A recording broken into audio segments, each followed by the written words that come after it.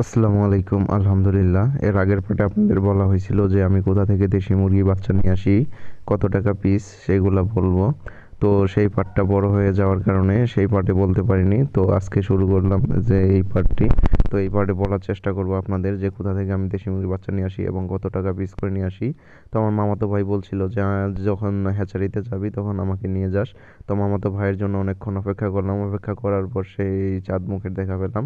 তো মামাতো ভাই দেখতেই পাচ্ছেন দৌড়ে দৌড়ে চলে আসতেছে। তো মামাতো ভাই এসে গাড়িতে বসে পড়লো। দেন হচ্ছে আমরা আবারও রওনা দিলাম সেই গন্তব্যের দিকে। আমার মামাতো ভাইকে আগেই বলছিলাম যে হচ্ছে তুই রেডি থাকিস, আমি আসতেছি।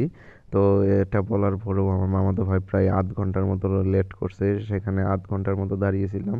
এমনিতেই হচ্ছে রমজান মাস, রমজান মাসে ঘুম থেকে উঠতে একটু দেরি হয়ে যায়। তো ঘুম থেকে উঠে খামারে অনেক কাজ থাকে।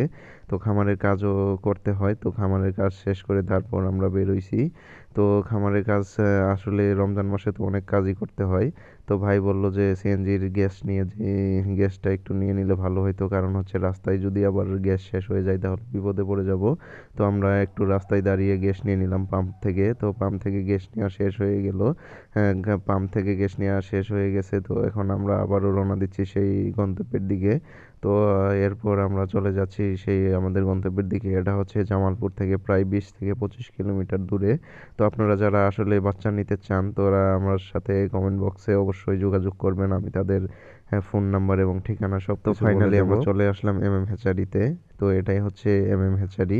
তো এই হ্যাচারির নামটাই হচ্ছে হ্যাচারি। আপনাদের না বললে বুঝতে পারবেন না। তো এসে দেখি ভাই আমাদের জন্য অপেক্ষা করতেছে। তো ভাই বলল যে ভাই এত দেরি কেন, আপনাদের জন্য সেই কখন থেকে অপেক্ষা করতেছি। পরে বললাম যে ভাই আসলে খামারে অনেক কাজ থাকে, সকালে ঘুম থেকে উঠতেও একটু দেরি হয়ে গেছে। আর হচ্ছে খামারের কাজ শেষ করেই চলে আসলাম আমি আপনাদের মাঝে। তো এরপর চলে আসলাম হ্যাচারিতে। হ্যাচারিতে আসার পর আমি বাচ্চাগুলো নিতেছি, দেখতেই পাচ্ছেন আমি একটা একটা করে দেখে দেখে নিতেছি যে আসলে কোন বাচ্চাটা ভালো এবং কোনটা নাভি কাঁচা এবং কোনটা প্রতিবন্ধী। যেগুলা নাভি কাঁচা এবং প্রতিবন্ধী সেগুলো আমি এক্সট্রা করে রেখে দিতেছি। আর আমাদের বাচ্চা নেওয়া শেষ এখন। ভাই দেখতেই পাচ্ছেন ক্রেটগুলো বেঁধে দিচ্ছে, কারণ ক্রেটগুলো না বেঁধে দিলে হচ্ছে গাড়ির ঝাঁকুনিতে লড়ে যাবে এবং পড়ে যাইতে পারে। এর জন্য হচ্ছে ক্রেটগুলো সুন্দর করে বেঁধে দিল। তো আমাদের বাচ্চা নেওয়া শেষ। এখন আমরা সিএনজির দিকে চলে আসলাম। সিএনজিতে এসে সিএনজিতে সুন্দর করে ক্যারেটগুলো বসাই দিতেছি। তো ক্যারেটগুলো বসানো শেষ। এখন হচ্ছে আমরা এগুলা সুন্দর করে বাদ দিয়ে দিব। তো ভাই আমাদের বাইরে দিতেছে। তো এখন যাকে দেখতে পাচ্ছেন ইনি হচ্ছে হ্যাচারির মালিক। তো এরপর আমাদের ক্যারেটগুলো বাঁধা শেষ। এরপর হচ্ছে আমরা সিএনজির পর্দাটা নামাই দিলাম, কারণ হচ্ছে সিএনজির পর্দাটা না নামাই দিলে হচ্ছে বাতাস যাবে। তো বাতাস ঢুকে ছোট বাচ্চা, এমনিতেই ছোট বাচ্চা ঠান্ডা লেগে যাবে। তো আমাদের পর্দা লাগানো শেষ। এখন হচ্ছে আমাদের পেমেন্ট দেওয়ার পালা। তো ভাইকে বললাম যে ভাই কিছু টাকা কম রাখেন। তো ভাই বলতেছে ভাই আমি আপনার কাছে সর্বোচ্চ কম রাখছি। আর এগুলো হচ্ছে ইনকিউবেটর, এছাড়াও আরও অনেক ইনকিউবেটর আছে। নেক্সট অন্য একদিন আপনাদের দেখানোর চেষ্টা করব।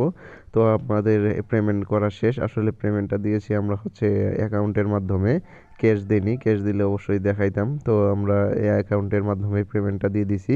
আর মূলত হচ্ছে আমরা বাচ্চাগুলো নিছি হচ্ছে 35 টাকা 50 পয়সা করে।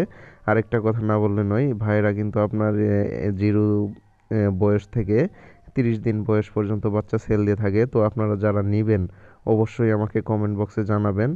আমি তাদের ঠিকানা এবং ফোন নাম্বার দিয়ে দিব। তো আমরা চলে আসলাম বাড়িতে। বাড়িতে আসার পর আর হচ্ছে ক্যারেটগুলো নামাইলাম। নামানোর পর হচ্ছে এগুলো আমরা আবার ব্রোডিং ঘরে নিয়ে যাব। তো বোর্ডিং ঘরে আমরা কিভাবে ব্রোডিং করলাম এবং কি খাবার মেডিসিন দিলাম এই নিয়ে থাকবেন নেক্সট পার্টে। তো এ পর্যন্ত সবাই সুস্থ থাকবেন, ভালো থাকবেন। আসসালামু আলাইকুম।